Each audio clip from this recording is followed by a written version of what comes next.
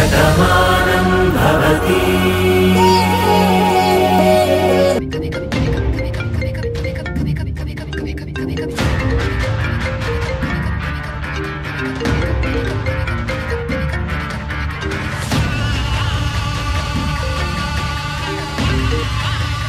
Hello, ఏంటండి మీ కొడుకు మీద మీకు ప్రేమ తగ్గిపోయిందా, లేక ఎప్పుడో చచ్చిపోయాడు కదా ఇప్పుడెందుకు అని ఆలోచించకుండా వదిలేశారా? ఆ శివతో వాసుదేవరావు మాట్లాడుతున్నాడు, మీ అందర్నీ మోసం చేస్తున్నాడని చెప్పాను కదా, అయినా మీరేం పట్టించుకోలేదు. మీ కొడుకు ప్రాణం తీసిన వ్యక్తి ఇన్నాళ్ళు కనిపించట్లేదు, నేను కూడా వదిలేశాను అని ఆ వాసుదేవరావు మిమ్మల్ని నమ్మించాడు. కానీ తన కొడుకుతో మాట్లాడుతున్నాడు, ఈ నిజం మీ దగ్గర దాస్తున్నాడు. అయినా మీ కోపం రాకపోవడం నాకు చాలా ఆశ్చర్యంగా ఉంది. నేను ఇన్ని మాట్లాడుతుంటే మీరు ఒక్క మాట కూడా మాట్లాడడం లేదేంటి? ఆ వాసుదేవరావు తన కొడుకు శివని కలుస్తున్నాడు, వాడితో మాట్లాడుతున్నాడు, వాళ్ళిద్దరూ ఒకటైపోయారు. మీరెంతో అభిమానంగా చూస్తున్న వాళ్ళు మిమ్మల్ని మోసం చేస్తున్నారండి. ఇప్పటికైనా మీరు కళ్ళు తెరవండి. మీ శ్రేయోభిలాషిగా చెప్తున్నాను, మీ శత్రువులెవరో తెలుసుకోండి.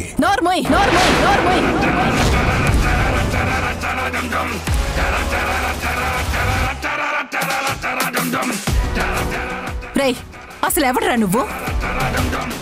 నువ్వెవరో తెలీదు, నీ మొహం ఎలా ఉంటుందో తెలీదు, అసలు నీ ఫోన్ నెంబర్ కూడా తెలీదు. అలాంటి నువ్వు నా అన్నయ్య గురించి చెప్తే నమ్మేస్తానని చెప్పేసి ఎలా అనుకున్నావు? ఆధారాలు లేకుండా నమ్మడానికి నేనే పిచ్చిదాన్ని కాదు. పెట్టేరా ఫోను. నువ్వు చాలా తెలివైన దానివి ఊర్మిళ. నువ్వు నమ్మాలంటే ఏం చేయాలో, నిన్ను ఎలా నమ్మించాలో, మీ ఇంట్లో ఎలా గొడవలు పెట్టాలో నాకు బాగా తెలుసు. నేను పేరుకే విష్ణుమూర్తిని, కానీ నారదముని లాంటి చిచ్చు పెట్టాలనుకున్నానంటే అది కారు చిచ్చవుతుంది. ఏం చేస్తే మీ ఇంట్లో మంటలు రేగుతాయో, ఎలా చెప్తే మీ ఇంట్లో అగ్నిగుండం పేలుతుందో నేను చూపిస్తాను. ఇప్పుడు నువ్వు ఇక్కడ ఉండటం మంచిది కాదు, అందుకే ఎక్కడికైనా వెళ్దాం. పరిస్థితులన్నీ సర్దుకున్నాక మళ్ళీ వద్దాం. ఇది నా మాట కాదు, మీ అన్నయ్య మాట. ఏంటండి, అన్నయ్య మీతో ఇలా చెప్పారా? అవును ఊర్మిళ, ఆ విష్ణుమూర్తి బయట తిరుగుతున్నాడనేసరికి నీకేదో జరుగుతుందన్న భయం వాసులో కూడా ఉంది. నిన్ను కాపాడుకోవాలని వాడు చాలా తపన పడుతున్నాడు. అందుకే నిన్ను ఈ సమయంలో ఇక్కడ ఉంచకుండా ఎక్కడికైనా దూరంగా తీసుకెళ్లమంటున్నాడు. వాడు చెప్పింది కూడా మంచి మాటే కదా అని నాకు అనిపించింది. నాకు తెలుసు ఆ వాసు ఇలాంటి చచ్చి సలహాలిస్తాడని. కానీ ఆంటీ బయటికి వెళ్తే ఎలా? ఇక్కడుంటేనే కదా మీ మాడుతున్న నాటకంలో వాసుదేవరావు మీ దగ్గర నిజాన్ని దాస్తున్నాడు అని తెలుస్తుంది. తన కొడుక్కి దగ్గరవుతూ మిమ్మల్ని మోసం చేస్తున్నాడని తెలియాలి కదా. అప్పుడే కదా ఈ ఇంటి నుంచి భానుని వాసుదేవరావుని శాశ్వతంగా దూరం చేసే అవకాశం మాకు దక్కుతుంది. వాసు అక్కడితో ఆగిపోలేదు, ఇంకో మాట కూడా అడిగాడు. అది కూడా నాకు చాలా ఆశ్చర్యంగా అనిపించింది. తన కొడుకు శివాని నువ్వు క్షమించగలవా అన్నాడు. ఆ మాట వినగానే నాకు కూడా చాలా ఆశ్చర్యం అనిపించింది. ఇదే కదా నాకు కావాల్సింది. కరెక్ట్ టైంకి కరెక్ట్ మాట చెప్పారు అంకల్. అంటే అక్కడ వాసుదేవరావు శివ గురించి ఆంటీకి చెప్పాలని చూస్తున్నాడనమాట. ఆంటీ మనసేంటో తెలుసుకోవాలనుకుంటున్నాడనమాట.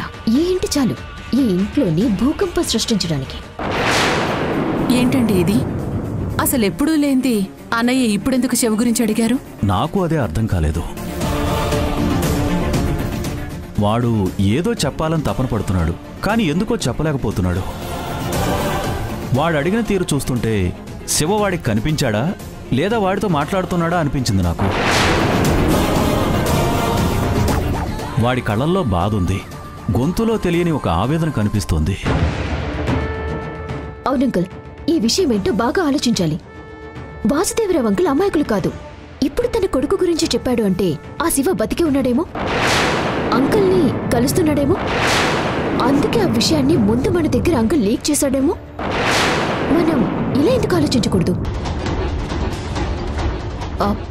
నేనే తప్పుగా మాట్లాడటం లేదాంటీ. ఎప్పుడూ వెళ్ళిపోయిన మనిషి గురించి ఇప్పుడు ప్రస్తావన వచ్చింది అంటే ఖచ్చితంగా ఆ మనిషి అయినా వచ్చుండాలి, లేక ఆ మనిషి గురించి అయినా తెలుసుండాలి. దీని గురించి ఒక్కసారి ఆలోచించండి ఆంటీ. ఆలోచిద్దాం. అలాగే నాన్న, ఇప్పుడే చెప్తాను. మీరు చెప్పమన్నారని చెప్పేస్తాను. చెప్పాను కదా నాన్న, అత్తయ్యని మేము కంటికి రెప్పలా కాపాడుకుంటాము. మీరు అనవసరంగా దీని గురించి భయపడకండి. ఉంటాను.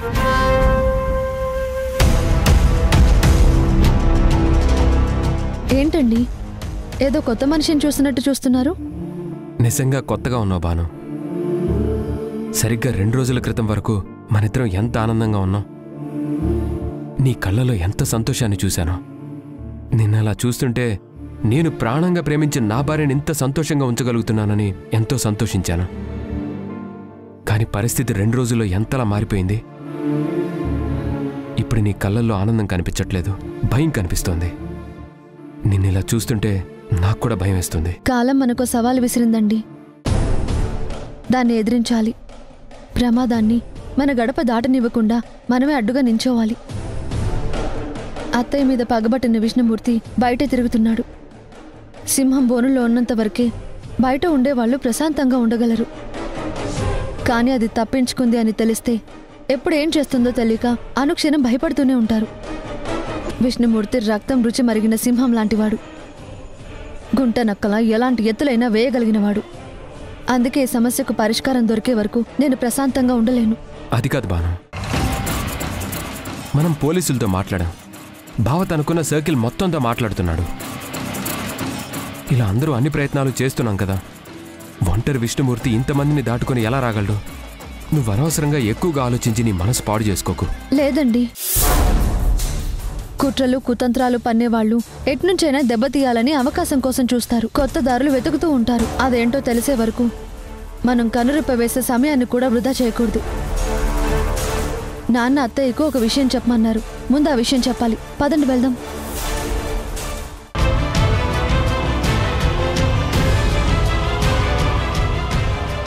ఆంటీ, మీరు ఆలోచనలో పడి సరిగ్గా ఏమీ తినటం లేదు. మీరు ఇలాగే ఆలోచిస్తూ ఉంటే మీ ఆరోగ్యం ఏం కావాలి? ఈ జ్యూస్ తాగండి ఆంటీ. నాకు ఇప్పుడేమొద్దు నీలిమా. ఏం తాగాలని కానీ తినాలని కానీ నాకేం అనిపించట్లేదు. జరుగుతున్న విషయాలు తలుచుకుంటుంటే నాకు చాలా చిరాగ్గా ఉంది. అత్తయ్య, మీరిలా ఆలోచిస్తుంటే మేమేమైపోతాం? మీరు బాధపడకుండా ఉండాలనే కదా మీకేం కాకుండా చూసుకోవాలని మేమంతా ఇంత ప్రయత్నిస్తున్నాం. మీ చిరాకు అర్థమవుతుందా ఆంటీ? కానీ మీరు మావయ్య చెప్పిన విషయం నమ్మారో లేదో అని అర్థం కావటం లేదు. ఇప్పుడు ఆ సంగతి తెలుసుకునే అవకాశం వచ్చింది. విష్ణుమూర్తి గురించి నాన్న పోలీసు అధికారులతో మాట్లాడారంట అత్తయ్య. వాళ్ళ నుంచి ఒక మంచి ఇన్ఫర్మేషన్ వచ్చిందంట. అది మీతో చెప్పమన్నారు. అదేంటంటే, ఇక చాలే ఆపు భాను. దీని గురించి నువ్వు మీ నాన్న ఏమీ ఆలోచించాల్సిన అవసరం లేదు. మీరు సూపర్ ఆంటీ. మీ మాటలతోనే అర్థమవుతుంది వాసుదేవరావు శివ కలిశారని మీరు నమ్మారు అని. ఈ విషయాన్ని మీ దగ్గర దాచినందుకు ఆ వాసుదేవరావు మీద మీకు కోపం వచ్చింది. అది కాదత్తయ్య, అసలు నేను చెప్పబోయేది ఏంటంటే, నాన్న చెప్తుంటే నీకు అర్థం కావడం లేదా? చెప్పాను కదా నువ్వు మీ నాన్న నా గురించి ఏమీ ఆలోచించద్దు అని. నా విషయం నాకు వదిలేయమని చెప్పి పట్టించుకోవద్దని చెప్పి ఇంత గట్టిగా చెప్తున్నా కూడా నీకు అర్థం కావడం లేదా?